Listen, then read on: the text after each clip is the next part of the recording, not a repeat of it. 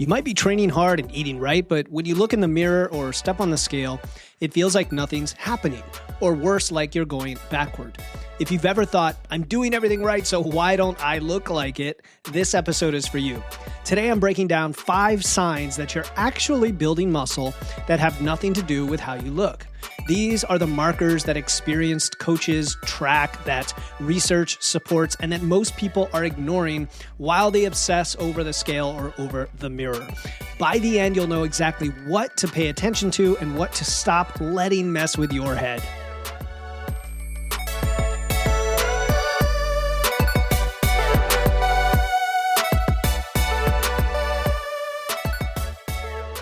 Welcome to Wits and Weights, the show that helps you build a strong, healthy physique using evidence, engineering, and efficiency. I'm your host, certified nutrition coach Philip Pape, and founder of the Fitness Lab app. And this episode was sparked by a message I received from a listener on Instagram. Her name is Erin H.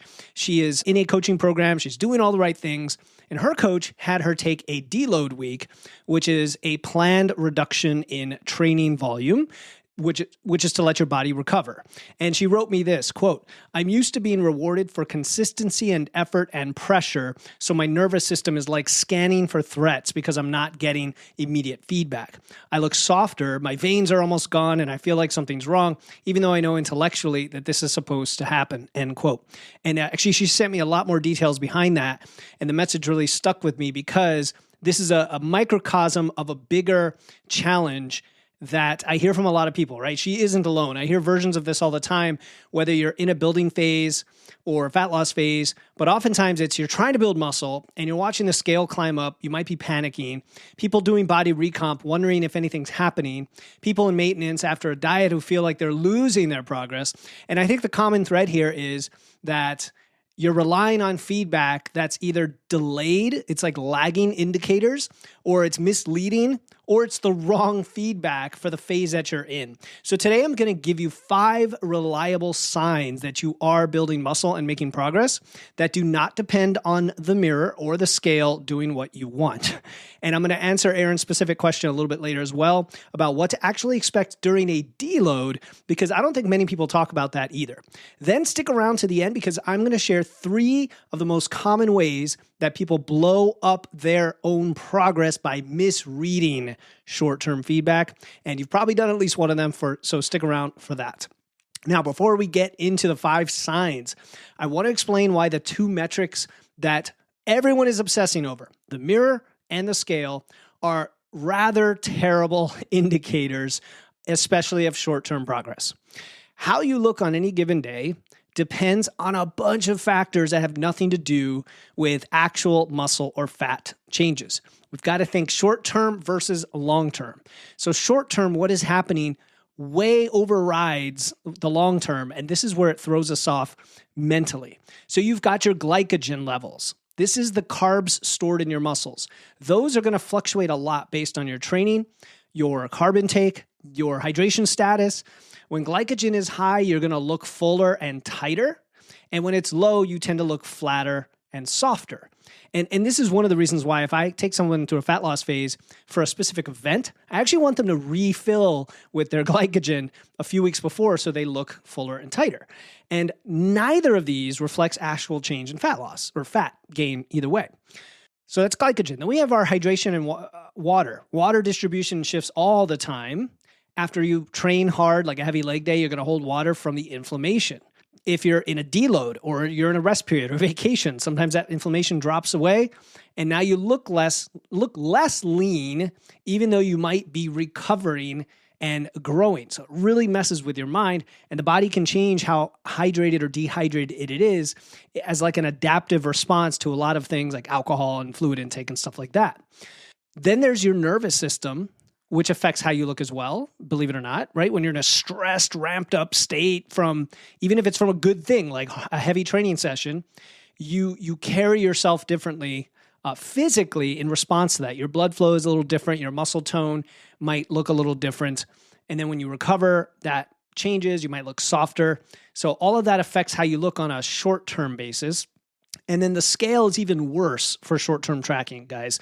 It measures the gravity pulling you down to earth. That's it. How much mass you have. That's your muscle, your fat, your water, your glycogen, organs and skeleton, food in your gut, everything in your body. And so day-to-day swings of between, say, 2 to 4 or even 5 pounds are extremely normal and also meaningless. Even though I encourage people to weigh every day, actually using that daily point is meaningless.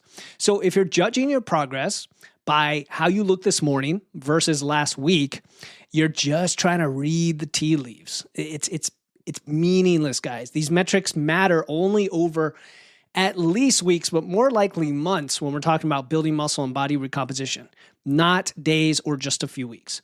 So what should you track instead? That is what the rest of this episode is about.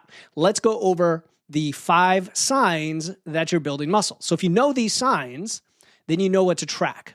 So sign number 1 is that your strength is going up. It's as simple as that. This is the most reliable indicator that muscle growth is happening.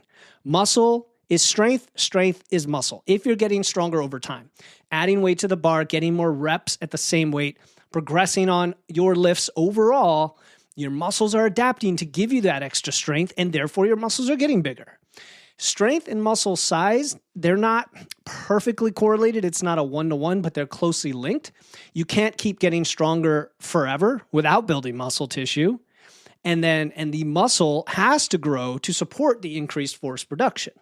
So tracking your key lifts, and these could be as simple as the big 3 or big 4, like the powerlifting moves, deadlift, squat, press, overhead, or it could be a whole bunch of other lifts that are part of your programming.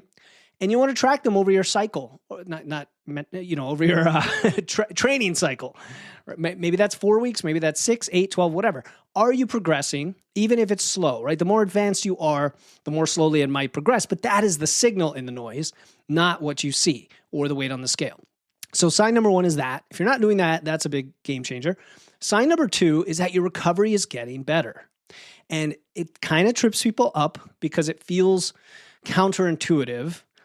As your body adapts to training, you often recover faster between sessions. This is where, when I start working with people and they express that they don't have much soreness and they're surprised about that, I have to have that conversation that, because we're progressing using the same lifts, your body adapts, you're not going to have soreness. It's not like those YouTube workouts or the F45 or the Pilates, whatever, where you're just doing random stuff and a lot of eccentric work, and it's really not producing any gain in muscle, and you feel beat up.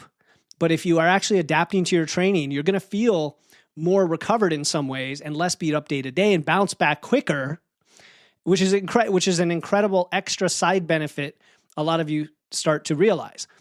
Now, a lot of people think this means their training isn't working because they're not as sore, and that's backward. It means your body's getting better at handling the stress and repairing the tissue, which is literally what adaptation is. All right, pay attention to how you feel about 24 to 48 hours after you train. If you're recovering better than you were 2 months ago, that's a really good sign that you are adapting and getting stronger. Interesting, right? And you're getting more athletic. You're just getting better and stronger. Sign number 3 is that your performance is improving. So this is beyond just strength, just those numbers.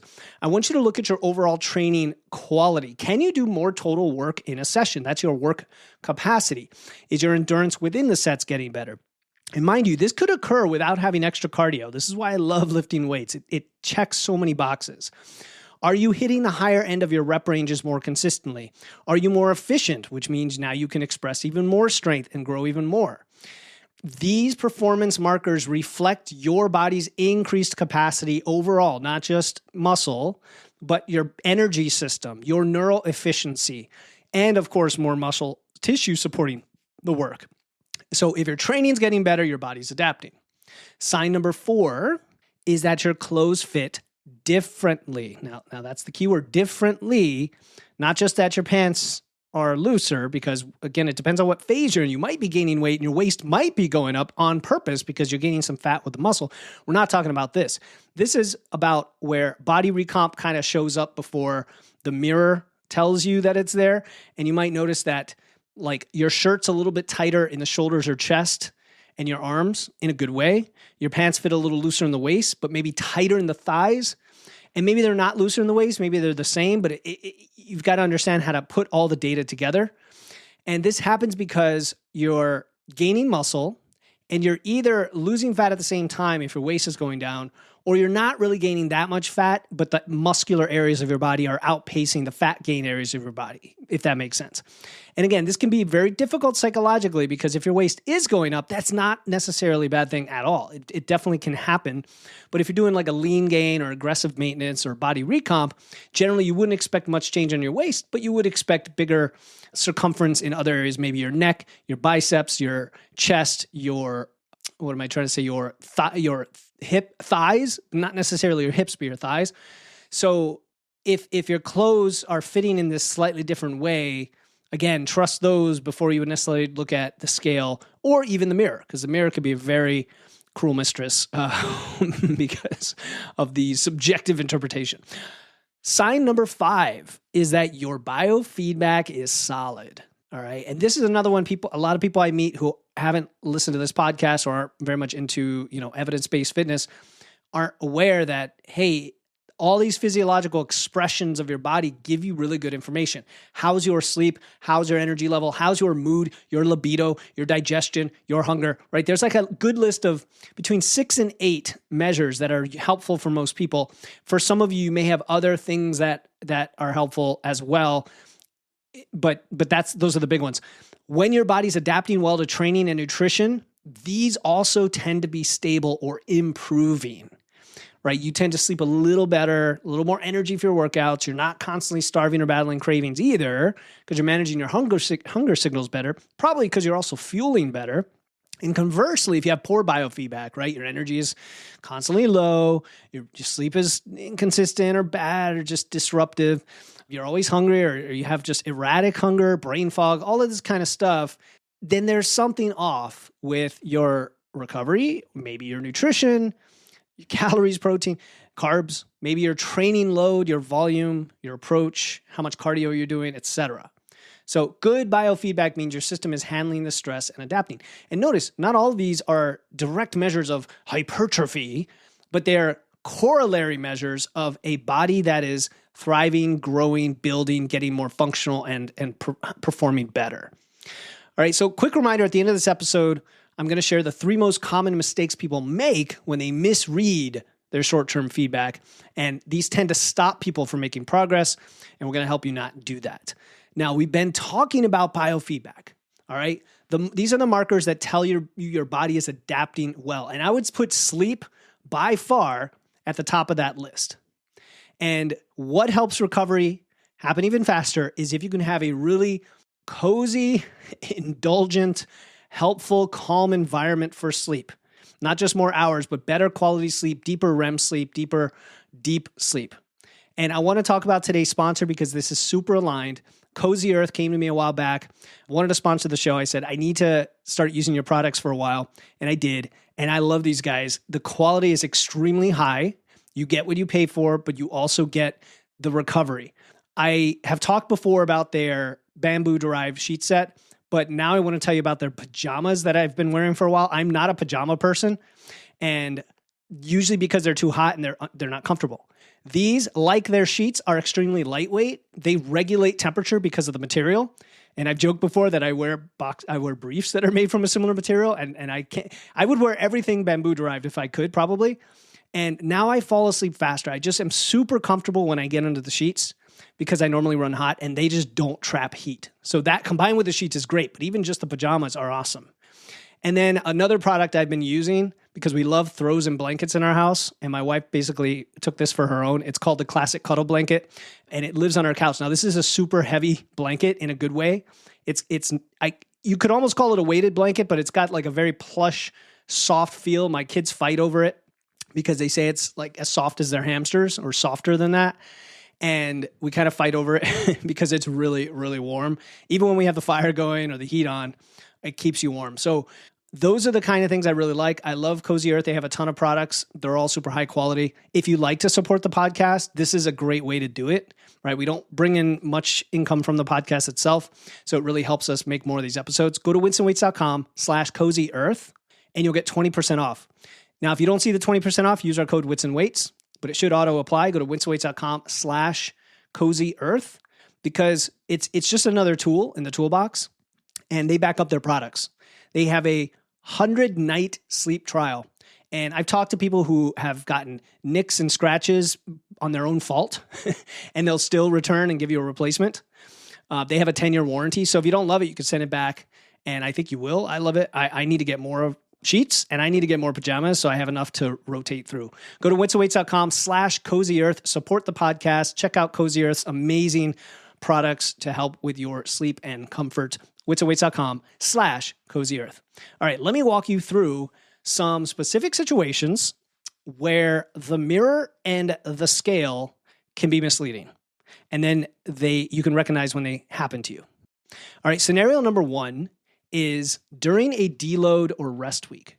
Now, this is what listener Erin H., who wrote the original question that spurred this episode, this is what she was experiencing, that during a deload, you're reducing your training volume. You're doing this on purpose to try to recover and get rid of some of the fatigue.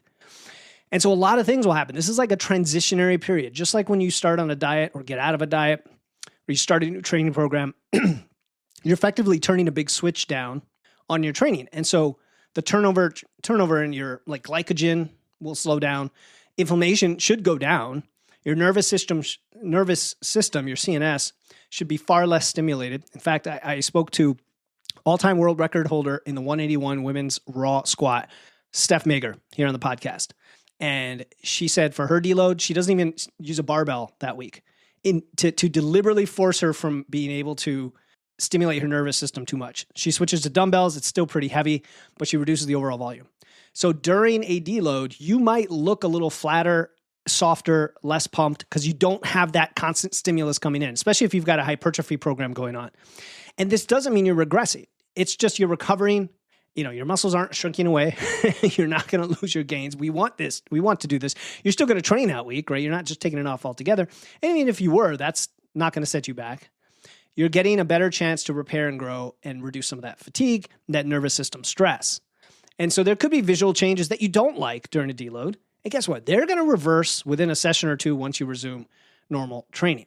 So since Erin asked a very specific question that nobody ever talks about on these podcasts, I want to address it today. And that is, what should you expect during a deload week? What metrics matter? What feedback's normal? How do you know it's working? Just going to take a couple minutes to answer this real quick, and then we get back to the main topic. But here's your answer, Erin. Okay. What you'll probably see is that the scale weight might go up a little bit because of water distribution, or it might go down from reduced inflammation. Could go either way, right? Because you've disrupted your training patterns. I'm not going to read into that because I never read into a few days or a week or even 2 weeks anyway. I always say, think about a 3-week average when you think of scale weight. Visually, you might look a little softer, flatter, less pumped. Your veins might not be there if you normally look vascular, right? Some people don't have that, that look anyway, but depends. And this is all the glycogen and water shifts we talked about. And then probably some reduced muscles tone. You don't have the same pump. Your nervous system's calmed down. And this is temporary. It's going to reverse within 1 or 2 sessions. So I would forget the mirror. I would pay attention to your recovery markers during that week as the most important thing that you care about. That's all that matters. Is your sleep getting better? Are those nagging aches in your joints, like your low back or shoulders or knees or wherever that is, starting to go away? Are they fading away? That to me is really important, especially for those of us over 40, achy joints. You want to listen to that. Is your digestion a little better? Do you feel less mentally fried? Because that's also very important. And then I guess here's the big one, because by the end of the deload, you should start feeling a genuine desire, psyched up to train hard again. Okay, I missed train. I got to get back to it next week, right? Real eagerness to do it. That pull toward the gym. And that tells you, that's a really good message to tell you you're recovered. And don't forget the food side of this. During a deload is not the time to go into a deficit if you weren't to begin with. I mean, if you were already dieting and you just want to continue to diet, great. But I would say a deload, if anything, you want to increase calories. And even if you're dieting, this might be a great week to take a maintenance break because you're trying to help the recovery, and that's only going to accelerate it. So a successful deload, I would say, doesn't always feel productive in the moment. It kind of feels lazy to some of us, right? Like you and me, Erin, who are wired to think that our effort means we're making progress and you don't want to rest on your laurels. So you're not going to get the same feedback.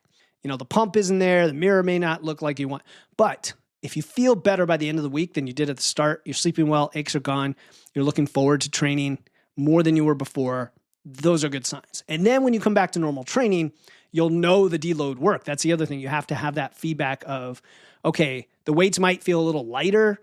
Your pumps are going to come back immediately if you care about that. Your motivation should be a little higher. So there's all of these aspects that we get from a deload, whether they're programmed in or done a little bit more auto-regulated fashion. That's a whole other episode. Like, how do we do deloads? All right. So sometimes, Aaron and everyone listening, you do have to change what you measure based on the phase, even if it's a week-long special phase like this. Same thing goes for when you travel. Same thing goes for if you take a diet break or a refeed or anything else, just has to change. I'm on my refeed weekend in the middle of a fat loss phase. So during the weekend, I'm tracking things a little different than I do during the week. I know my weight is going to pop a little bit and then it's going to drop back down, but I kind of ignore it for a few days knowing that happens. I take it, I measure it, but I ignore it mentally more than I would otherwise. So that's the first scenario is a deload or rest week. The second scenario for when feedback gets a little bit confusing is early in a building phase. So when you go into a building phase, you're going to eat more than you were before, probably in a small surplus. And I know there's more info now about how big of a surplus do you have to be. Maybe you don't have to be in that much of a surplus. Doesn't matter. You're eating more. You're eating enough to build muscle. The scale is probably going to go up a little bit. And you might look a little softer in the midsection, and then you might panic. Okay. And you might stop. And this is a lot of my clients and those of you in Physique University or using my app. It's like you have to commit to it and understand what's happening.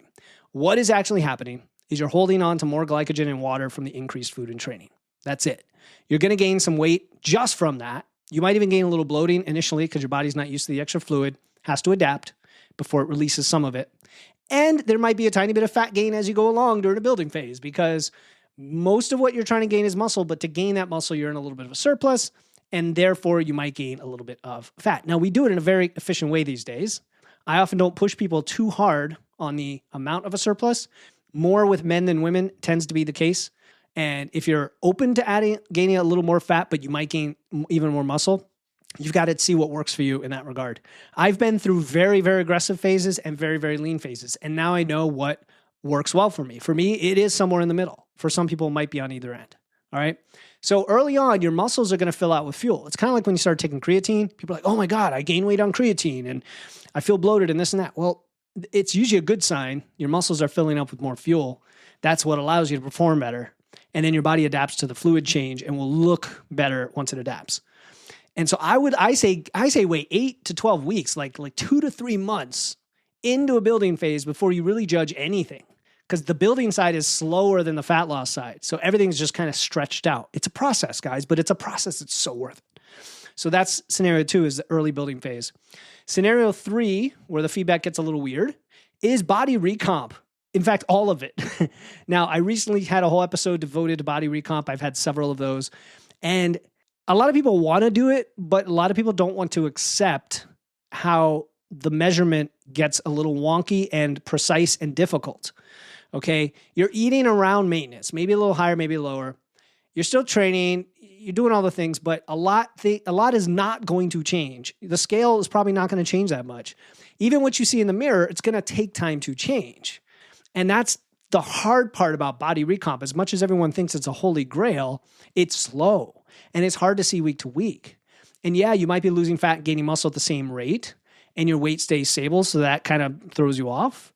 So the signs show up, and guess what? The 5 signs we talked about earlier: strength progression, how your clothes fit, those kinds of things. Now, you can take things like photos and compare them. You don't want to look at your mirror every day or any day really and try to compare that, because it's not possible for our human brain to comprehend from 3 weeks ago in the mirror to today in the mirror. Our brains just don't work well with that kind of memory. Photos, though, are a more objective way to do that, especially if you get to share that with a coach, or even in our community, if you were to share the photos, in appropriate clothing, and we can help you identify before and after. And then scenario 4, where it gets confusing, is post-diet maintenance. So after a fat loss phase and you bump your calories back up to maintenance, a lot of things can look worse, quote unquote, qualitatively in the short term, because you're going to gain several pounds of fluid, glycogen, water. You're losing the inflammation-driven hardness that dieting creates. Dieting creates this kind of hardness, if you will, that some people like, I have to say, but it also is counter to performance and building muscle and everything. So all these changes are transitionary, and a lot of them stabilize, or the body adapts and return to a normal state instead of a depleted one. And then we'll start, kind of looking quote unquote normal again. So these are the things you have to deal with. In all these scenarios, the 5 signs I gave you earlier, 5 signs you're actually building muscle, still apply. And so I want you to check those as you go. So I want to leave you with something that I think matters here about visible progress and transformation, because we think that if we're working hard, we should see it, that the mirror and the scale should tell it. And the whole fitness, wellness, dieting, weight loss industry is built on quote unquote transformations that are visual, before and after photos, right? Before and after photos. And even I have to use that sometimes in my marketing materials because it's the only thing people see to kind of get them in the door before you're like, no, it's not really about that. But those of us who are experienced doing this, or those of you listening who are experienced, coaches, things like that, visible progress is at best a lagging indicator. It shows up after the real work has been done. And even then, it may not be what you expect because we all have different body types, different goals, different genetics, etc. The gain in strength, recovery, performance markers, these are the leading indicators, right? Leading versus lagging. They tell you progress is happening before you can see it. It's like tracking your bank account as you go is your financial leading indicator versus the bank statement at the end of the month is the lagging indicator, right? The person who can trust the leading indicator without needing constant validation of the visual progress is the person who stays consistent long enough to get the visual progress and results they want. That's the gold right there. So when you're a little bit frustrated with what you see in the mirror, ask yourself, am I getting stronger? Am I recovering better? Is my performance improving? Do my clothes fit better, differently? Is my biofeedback solid? If the answer to most of them is yes, you're probably building muscle and the mirror is going to catch up with you. All right. Remember, I promised you those 3 common mistakes people make when they misread short-term feedback. That's coming up in a second. Quick message though, if you want help tracking these metrics and knowing what to actually pay attention to, check out my Fitness Lab app. It tracks your biofeedback and your training data and your recovery markers. If you have iPhone, it now connects to Apple Health, and then it gives you a simple set of daily tasks, including an educational briefing based on what is happening. So the briefing you get is based on you. If you had trouble sleep, it'll say, hey, I just saw from your sleep data, you only got 5.5 hours of sleep. Let's talk about it. I'm going to help you out in a very low stress way. All right. So whether you use the data integration or not, it works that way. It adapts to you. You can chat with it. It's like having a coach in your pocket. And as always, podcast listeners get an exclusive 20% off using the link in my show notes. You've got to go to that link. You'll take a free quiz, learn what it's all about, get a custom plan before you even buy the app to see if it's right for you. Again, that's Fitness Lab. Go to the link in the show notes. All right. Here are the 3 mistakes I promised. These are the things people do when they misread short-term feedback, and then it holds you back even more.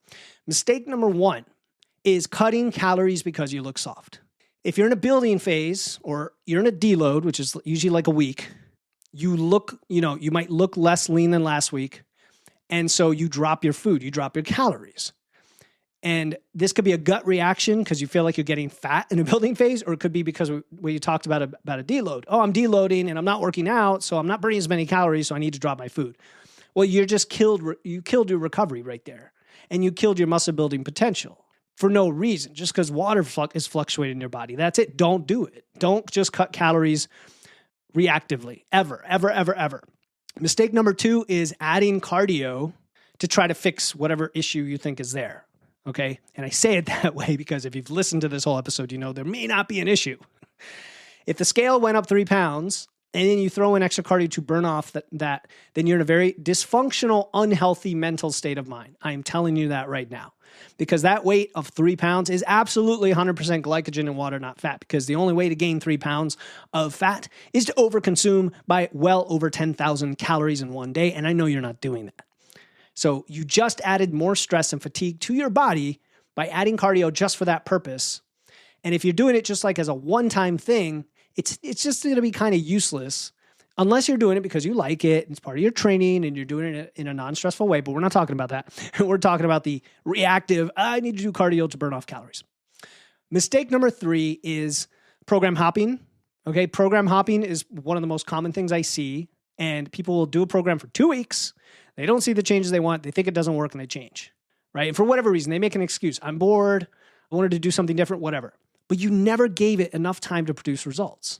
All right, building muscle takes months, not weeks. I usually recommend people follow a program for at least 6 weeks minimum, but ideally 8, 10, 12, and you can have deloads in there. Or you can just run the same program several times, or you can run the same program and swap out some of the exercises. So all three of these mistakes, cutting calories, adding cardio, program hopping, really they come from the same place, and that is that you're giving too much trust to the short-term visual feedback as if it means anything, and that could be the scale as well, instead of the leading indicators that matter that we already talked about. All right, that's it for today. The core message is very simple. The mirror, the scale are generally terrible short-term progress indicators, and they lag as well. They lag behind what you're really working on and focused on. So if you want to know whether you're building muscle, look at strength, recovery, performance, close, and biofeedback, and those will help you a lot more than the mirror or the scale. Thanks to Aaron H. for the message. Shout out to Aaron for your message on Instagram. You guys can reach me on Instagram at Wits and Weights if you have a question, or you can go to witsandweights.com/question. Easy way to do that. Until next time, keep using your wits, lifting those weights, and remember, progress is happening even when you can't see it. I'll talk to you next time here on the Wits and Weights podcast.